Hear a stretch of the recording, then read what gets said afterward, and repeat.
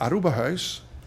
mi reuni con il ministro plenipotenziario, il signor Adi Thijssen,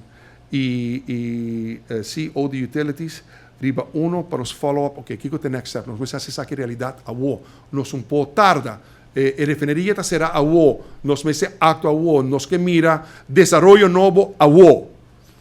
Por lo cual nos reunimos Aruba Hydrogen Valley, nos siguiente paso para un lugar para lo que trata de conformación de consorcio. También me reuní junto con el señor Roger Kuh, nos gevolmachtigde minister, Adi Thijssen riba Eagle LNG, nos hicieron cooperación del Ministerio de Defensa para lo que trata asunto que está pendiente aquí en el proyecto de Eagle LNG y el Natural Gas Supply entre Eagle LNG y Aruba, y el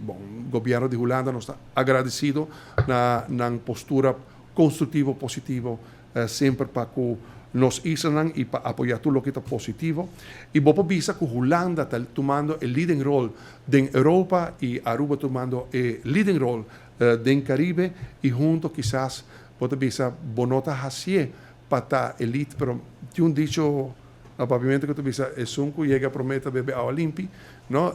Ahora tú me pasas aquí lige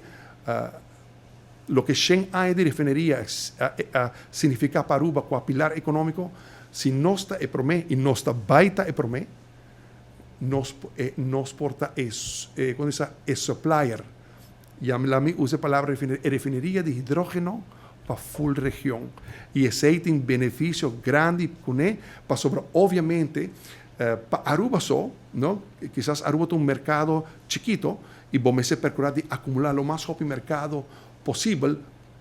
pero dor con no está anticipado, quizás otro país lo no gana más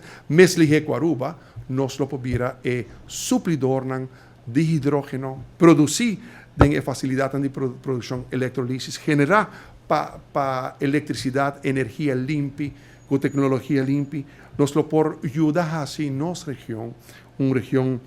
de zero emission, de cero daño en nuestro medio ambiente, como está considerada un derecho, herencia que nos hace atrás, para generación que también.